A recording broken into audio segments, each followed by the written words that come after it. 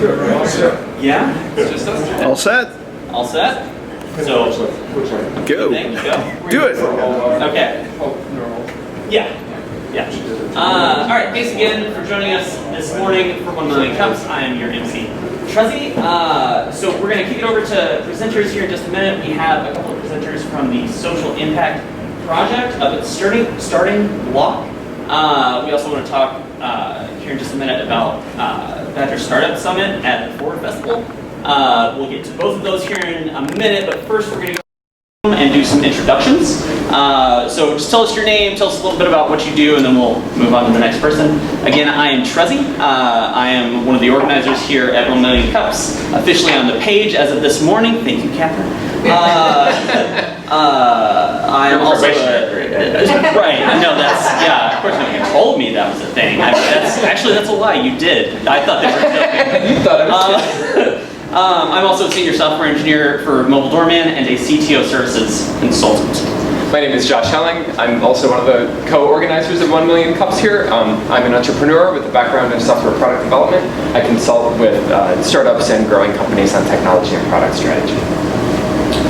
Kirk Peterson, co-founder of 32 Auctions, a platform for hosting and managing sale and auction fundraisers. Steve Clubb, the other co-founder of 32 Auctions.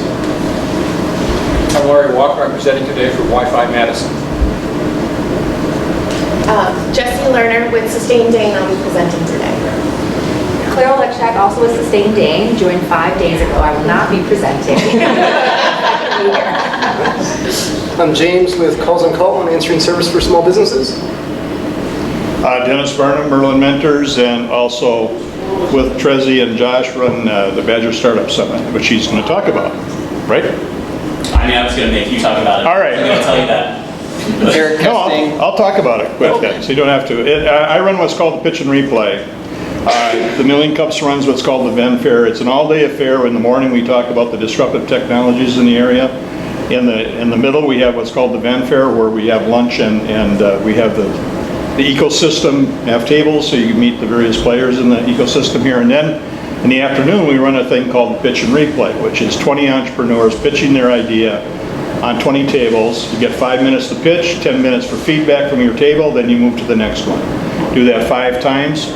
If you have an idea or a startup, or even if you're going a little bit, it's a good chance to come and pitch your idea, get some immediate feedback as to what the table thinks about it. A lot of the successful companies in this area started up, we've been here 7 years. There's quite a few names that they got their start at this thing, pitching their idea and refining it. So if you want information on it, go to Badger Startup.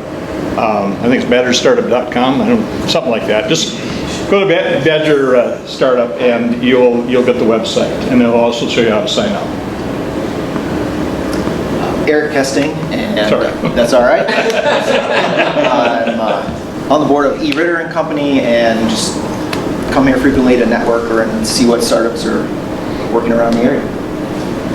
Heather Riggs, Start Company Realtors.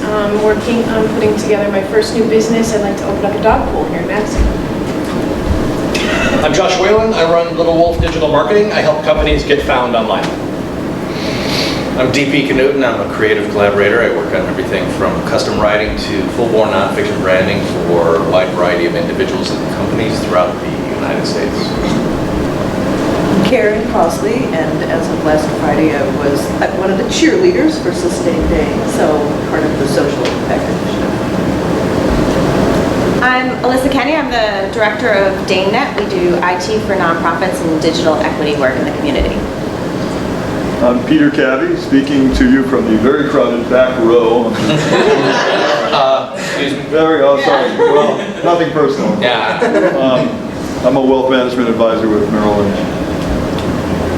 Chuck Sarah, I'm patent and trademark attorney at DeWitt Law Firm.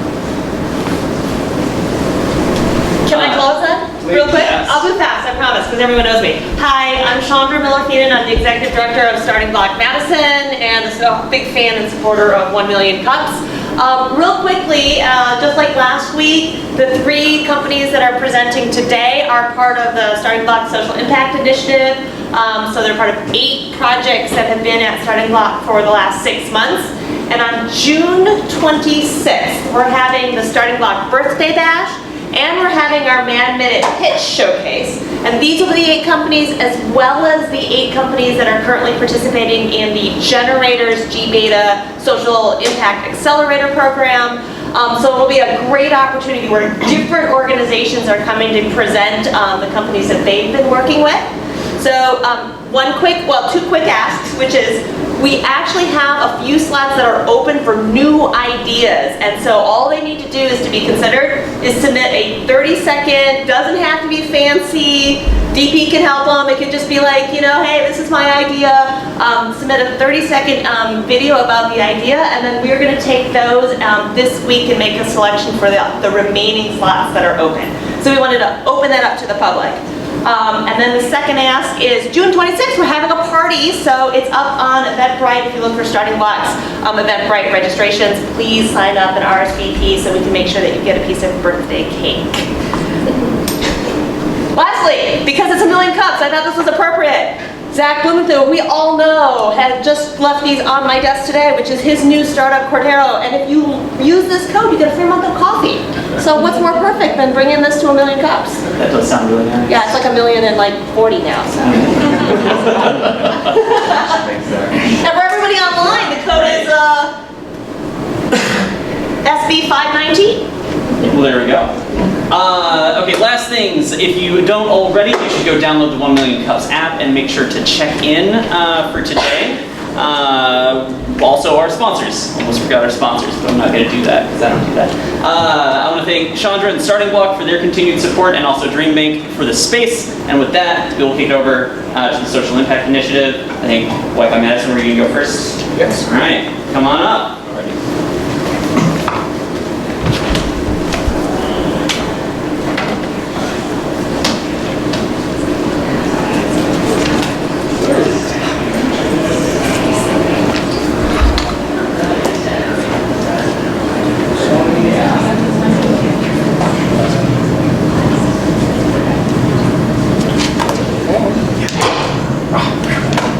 Practice all our laptops. Thank goodness they're working correctly.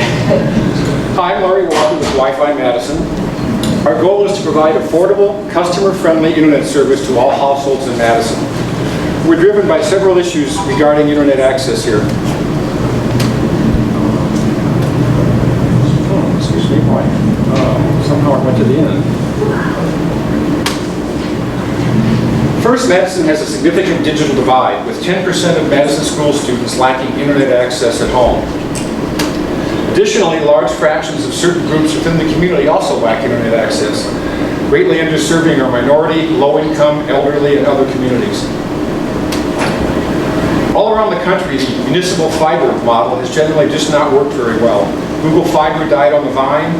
Madison's Fiber to Every Home project proved to be unaffordable, and its Internet for Low-Income Neighborhoods pilot failed and was canceled. Finally, many Madison residents tell us they intensely dislike their current internet provider, with many reporting their internet costs to be unattractive or even downright unaffordable. Bottom line, Madison has a significant digital divide and widespread dissatisfaction with the current incumbent carriers. So what can be done? We believe there's a strong potential for a startup business to address these issues. Think of it as a buyer's club for bandwidth. Wi-Fi Madison could use the existing fiber optic cables that already traverse the city, combined with LTE cellular data for the last mile connection to Wi-Fi hotspots in people's homes. By offering a combination of low-cost internet access for the general public, along with subsidized access for those in targeted groups, we can work to close the digital divide in Madison and offer an affordable, customer-friendly alternative for all. We believe that a hybrid for-profit, non-profit approach can work best to address the need for affordable, universal access. We've been piloting such a service and have learned a great deal about the logistics and economics of running such a network. But the limited size of the Madison market appears to preclude venture capital funding model. There's simply not enough scaling potential in this market to meet the return on investment requirements of a VC fund. What we have at present is a business concept to To move forward, we think what we need is not so much funding per se as an experienced startup team, individuals with a track record of local scale business creation. Our work to date indicates that a robust citywide wireless internet service could be built for less than 5% of the $150 to $200 million bid the city received and rejected for its Fiber to All Homes project. Our goal is to offer an affordable, convenient, user-friendly residential internet service for all, with the goal of reducing the fraction of Madison school children lacking home internet access to 1% or less. We'd like to solicit your help and advice on how to make this happen. Questions? Can you talk about the hardware and where you place antennas and stuff like that? Yeah, what we're doing currently is we are reselling a service that Five Nines has had in place for a couple years. It's based on very early 4G technology, something called WiMAX. They only have 6 base stations. It was basically originally set up as an experimental program with the UW. So we only cover about half the households in the city. And to make things worse, our last 13 months experience is the WiMAX technology is inferior. Specifically, it has a great deal of day-to-day fluctuation. We've had a 3-week spell now of really poor reception, and we've got a spell of cancellation, so it's clear that that technology is not scalable, is not worth pursuing. The only sensible way to do it is to start over with the current LTE stuff that's available, gotten quite cheap the last year or so, and is just a way better technology. Didn't the city try something like this a couple years ago and failed? The city tried to do it with fiber. And the cost of deploying fiber turned out to be just hideously expensive. They also tried a pilot project in 5 low-income neighborhoods that failed for a variety of reasons, but it just wasn't viable. It turned out not to be a scalable solution. So at this point, the city's punting. They don't know what to do. I believe they're going to spend a couple $100,000 on a study to try and figure out what to do next. And so I've already been talking to some alders about, here's an idea.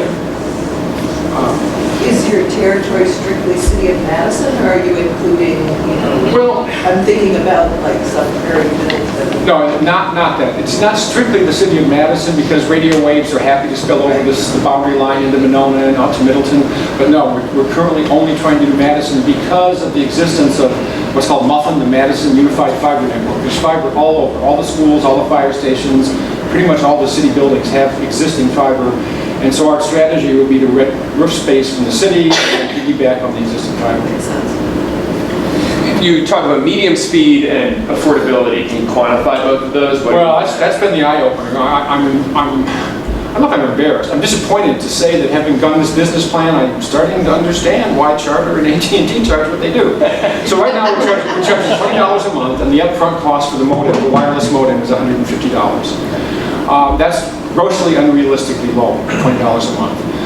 The business plan we've worked now, the numbers that I had up on the screen here, turn out to be based, I've had to raise the monthly subscription fee to $45 to get the numbers to look decent. And unfortunately, in the last 12 months, Charter and AT&T have both stealthily decided to offer internet only, no bundle required at $45 a month, asterisk 12 months only. We won't tell you what's going to cost after that. So I doubt if they're reacting to us, but I think they're getting the message that the market is saying this bundling and high prices just isn't going to fly. So as far as speed is concerned, our present network really maxes out at, if you live across the street from a base station, you can't get more than 20 megabits per second. We find that most of our customers that get reliable service week to week are only going to get 8 to 12. My house is, we have a coverage map that uses a computer model to figure out where good neighborhoods are. My neighborhood's terrible. I shouldn't even be a subscriber. I'm lucky to get 1.5 and 2 megabits, just barely enough to watch Netflix some days. So it's been an eye-opening thing. It's like the nursery rhyme, the little girl with the curl. When she was good, she was very, very good. When she was bad, she was horrible. If you're not in a really prime coverage area for this particular technology, you're just not happy with the service. But you think that changes with LTE? LTE, on the other hand, give you 100 megabits download speed up to maybe, well, it's 100 megabits total bandwidth, and you can figure it. So we'd be shooting for like 80 down and 20 up, something like that. But unfortunately, to actually staff up, the eye-opener was, geez, the minute you start adding any staff, the costs just blow up. And unfortunately, it turns out you do need some staff. Our model up to now has been we send out a box, we drop it at your doorstep, we plug it in, put it in the window, and you're on the air. And that works for the places where reception is really good. But it turns out that if you really want to address 90-some% of the households, there'll be 10 to 15% that need an installer to come out and possibly do an external antenna or an externally mounted box, and that drives the cost model up again. So assuming you get 10% of the market share, which I think I don't think you're going to get a lot of, it's interesting your comment about AT&T or sort of responding with new packages. I think, if you were to get 10% at the affordable level, say that's reasonable, what's your goal then? Is it sort of, well, we're just going to continue because we're focusing on underserved populations, we want to provide an affordable basic service, which is a good service in and of itself, and that might be where you're at, and that might be good, or are you more driven by, well, no, then we want to expand the model to other cities or beyond Madison? Our concept is that there's a lot of people that aren't in the underserved category that just don't like the cost and the treatment from the existing vendors. We would like to cater to them and build a large enough base to help subsidize closing the digital divide. But it's pretty clear as we run the numbers that it would be very difficult to really subsidize that out of profits. Right. I think if you were targeting, because then you're kind of thinking more than 10% of the market, and then I would suspect any of the major providers. Based on our experience of trying this for a year, 10% market share in this town scares the devil out of me. That's a lot of households. That's a lot of sales. Yeah. Well, I think you start getting serious competition from the existing providers. I mean, I only listened to some of the PR spewed out by the city on this, but as I understand it, they actually did offer service at a very low cost to low income. Despite of their cost to the consumer was very low, and they still couldn't get people to sign up. Is it possible that you provide this wonderful service at this really cheap price and nobody don't care? It's certainly possible, but to get in the weeds for a second, the city program had suffered two really major flaws. One of which was that they didn't understand that most of the housing was multi-unit apartments. Many of those buildings have exclusive contracts with the carrier that forbid anybody else from coming in and wiring the building. So they lost, I don't know what the number was, 20, maybe 30% of possible households there. The other part of the story that keeps coming up is that the city's agreement with these low-income residents were that you had to sign a piece of paper that said the city was allowed to have their staff come and knock on your door and enter your premises at any time they deemed necessary to keep the system working properly. And gosh, a lot of people just didn't find that palatable. So I think the city's case was a very flawed example. There were some fundamental Well, I'll buy that, but I guess the second part of my question is, do you think that even if they have low cost, what makes you feel, what gives you confidence that people will actually sign up for it? There's a lot of experience in other cities that have done things like this. One of my favorites is that school districts in some cities have actually put a base station on each school, and children in the school can check out a home modem from the library for the semester. Typically, if they qualify things like if you're on free or subsidized lunch, automatically you can check out a modem for free. And so their experience has been that they've gotten good uptake. They've been able to really close the digital divide that way. I'm of two minds. My personal preference would be to set up some appropriate criteria and say, if you qualify for this, you can have the service for free. But I also know that historically, things that are given away for free are not valued and are frequently abused. So it's an interesting call. Are they going to abuse it by just doing more Just a heads up, videos? we're just going to do the one more question and then we'll kick it over to Dane. That's not your question. That's not an issue. That the technology, over-the-air technology, fundamentally limits you to a certain amount. You can't use more than your fair share. If everybody gets on and tries to use the max, the system equitably just splits whatever's available across the current users. So that's not a big issue. One more. One thing for an FYI, I live in Monona and we've got blanketed with TDS. Yes, that's another new development in the last year. Yep, so they're running fiber to the home, so that's yet another competitor for you guys. Again, $40 a month for unlimited everything and gig speeds and stuff. My actual question is, how much is the 5G millimeter wave technology going to sort of do exactly what you're doing, but from a corporate standpoint? So lots of little cell towers everywhere, and all you need is an antenna in your window. And it's a way for companies like Verizon and AT&T to really get gig speed internet to a lot of homes very cheaply. That's a real concern, and I've been looking into it pretty seriously. A lot of what you've heard about 5G is frankly smoke and mirrors. The carriers, if you dig deep enough on their websites, are admitting that their architecture is not going to have those millimeter wave cells in every house. They're going to be focused in downtown, high-density areas. As you move further out, you're actually going to be using 4G technology. 5G is a very bizarre thing. It doesn't really exist except for two technical things, carrier aggregation and MIMO, multiple antennas. 4G already does that. So there's the question of how fast 5G is really going to roll out in this community. There's the question of where will you really actually get that ultra-high speed coverage. And lastly, the question of what's it going to cost. Verizon is saying it's going to cost the same. I think that's the one-year bait and switch offer personally. So again, we don't expect to compete with people that really do need 100 gigabits to their house. If you're a software developer and you're doing massive GitHub uploads and downloads, we're not for you. You've got to sign up with somebody that has fiber. But for the run-of-the-mill household that wants to watch a Netflix movie, do their email, post cat pictures on Facebook, we think that there ought to be an alternative that's way less than $100 a month. And I think you'll find that 5G is going to be in the $100 a month range once the introductory period is over. All right, let's hear it for Wi-Fi Madison.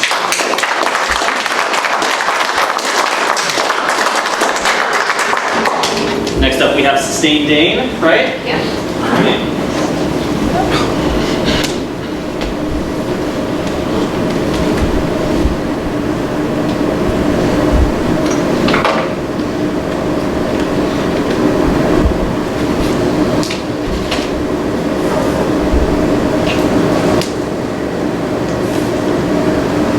Okay, cool.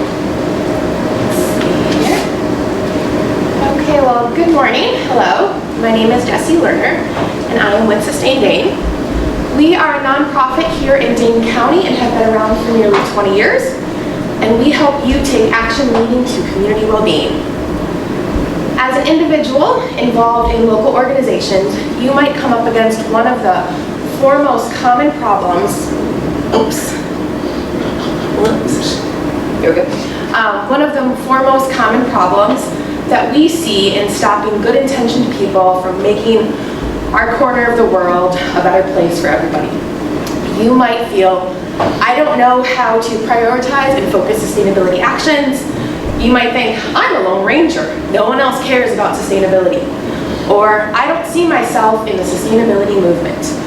Or I don't view sustainability as a distraction, but people around me do. So let's take Kate for an example.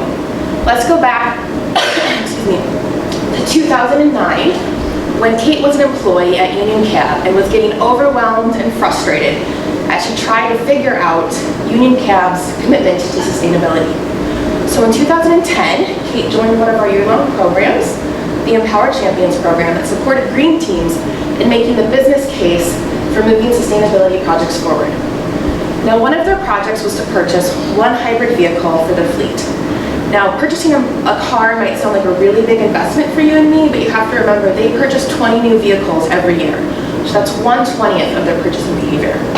Now, Kate made that business case to experiment with just 1/20th of their purchasing behavior to buy a hybrid. And by the end of the year, they purchased 4. 2.5 years later, that one small choice has influenced their buying decisions, and their entire sedan fleet of over 60 vehicles are Priuses. Fast forward a few more years, and they have solar on the roof. Now, they would have never gotten to that place without the first single experiment in shifting their purchasing. And even more important, that single purchase turned into savings of hundreds of thousands of dollars over the years. And since their industry has turned upside down, those savings have come in very handy as they invested in an app to compete with the current market. So imagine if we had a Kate at every single organization in our region, from every startup coming out of starting block to the largest employers to faith-based communities to neighborhood associations. And what if every sustainability project snowballed into putting solar on the roof and saving money so you can stay in business when you get disrupted and you can continue to employ your neighbors and friends? Think of what that would do for economic growth, for air quality, for asthma rates. And this is where, this is where Sustained Dane comes in. We have nearly 20 years of being the only holistic sustainability nonprofit in the region, supporting people in moving their passions or their complaints into tangible actions. You might know us by a variety of these programs, or Empower, the program that Kate went through. 106 other organizations have gone through that program. So we know there's 106 Kates out there. Okay, we'll have to figure this out for next time. And collectively, those 106 Kates have completed 545 sustainability projects, which is like taking 5,000 cars off the road every year and saving $2.1 million annually. Back to that Kate story, only 4 of those Priuses are in these numbers, so we know the impact is, tenfold, 20-fold. But we need more than 106 Kates in the next 10 years if we're going to solve the complex problems of our time, which is why we at Sustain Dane are in the process of reimagining our suite of programs to accelerate sustainable action for community well-being. In 2020, we'll be launching the Sustain Dane Network to make it easy for every one of the tens of thousands of organizations in our region to have a Kate and accelerate sustainability well-being for sustainability actions for community well-being. So please help us launch this network. You can invest in us with the core mission support grants. You can join the network. And in the meantime, because 2020 is still 6 months away, I invite you to attend and sponsor our upcoming events. Questions? Just in terms of communications, and because we're a diverse audience, I think it would be helpful at the beginning to define your definition of sustainability and what it means, because I don't think there's a universal agreement on what it is. The other thing I'd say is, if you think about what I'm saying visually, your definition of sustainability is it leans heavily on the green side of things. And you mentioned a little bit about the business side of things. I think it needs to be 50-50, because you're going to engage a lot of people who will be energized by the green, sustainability, ecological, etc. stuff, but there's a whole big part of your audience who says, yeah, that's all feel-good stuff. I want business good stuff. Tell me about the business benefits of Union Cab. If you said we save this much money, we sit on gas and fuel and in a big way, making that big business case that you barely touched on in a bigger way, I think you can have more effective communication with all your audience. And just to answer, when we're defining sustainability, which I'll include in the next round, we're talking about the triple bottom line. So environmental health, community health, and economic health. Business health. Business health. You got it. But even that's a little vague. DP stole all my questions, so. Good question, it's cool. It is, yeah, but my point is that even what you just said is I'm still not sure what you really mean by sustainability, other than we're all going to live happily ever after together. Just stole my question. Oh, all right. Except you don't. Yeah, to me, I think that having a focus in on who your target customer is and really thinking of, because this is the business side of the group, right? So who your customer is, what you offer the customer, how much it's going to cost them, and then what's the value proposition of what they're going to get for it, how much on average they save on either their bottom line or what, or towards the environment or towards talent retention. To showcase and then have a second point of, and this is how you, if you want to be a customer of the Empower program, you get involved. The network component of it was still a little bit vague to me as your ask. Okay. Can you clarify, there's some changes going on with Sustain Dane? Yeah, A lot. Okay, because I've been to some of your stuff over the past few years, whatever, decade. And I always felt like my businesses were just too small to even remotely come close to what you're doing. Yeah. So is that still the case? So we've, moving forward, historically, we have worked with organizations as small as a single consultant or a 4-person design firm that offers services, up to the American families or the CUNAs. And moving forward, we want to continue in making sure that So that assumption that you have is actually feedback we've been getting these past few years. And as we're looking at the business growth, most new organizations are under 10 employees, and wanting to make sure that our services and programs are incredibly, it's clear to you that it's welcoming and accessible, and also incredibly valuable regardless of your size. Because one of the things we've seen in these past 10 to 20 years working with organizations is that it doesn't matter your size. There's things you can do and things we can do to support you in that. That would be a great addition. I mean, the union cap model, get it. If you totally get it. But if you can show me that 4-person design firm, what they're doing and how they can help, you're now telling me stuff I don't have any idea of.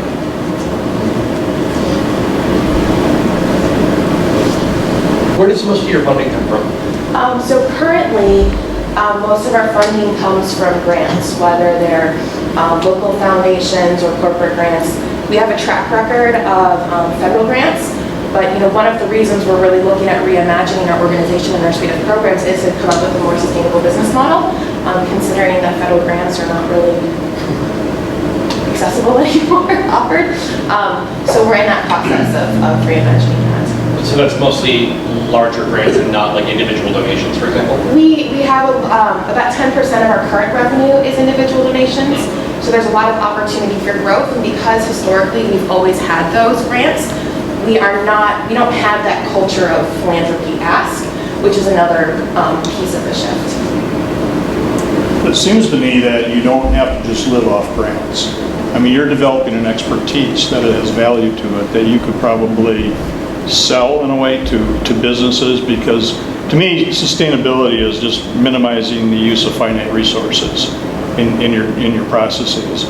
So I would think that you could actually get not even a small amount, maybe a substantial amount of your revenue from selling your expertise to small business and people who don't necessarily know how to do this but are willing to do that. Have you thought about that? That is our intention with this launch. Okay. Yes. Does that interfere at all with your 501c3 status? No. No. Okay. There's a lot of 501c3s where 80 to 90% of their revenue is from our bank. Does anybody else want to get on the questions before I cut it off? What's the ask? The immediate ask is come to our next events, and if you want to sponsor them, please do. All right. We'll call it there.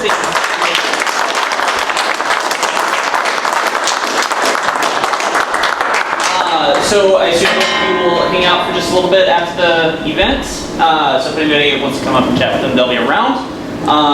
Business cards, contact info, all that stuff is available. Okay, cool. Another quick reminder, if you haven't already, grab the 1 Million Cups app and install it and check in. It helps us out with stuff. I think that's pretty much it, right? Okay, great. No other announcements. So have a good rest of your day, and thank you for listening.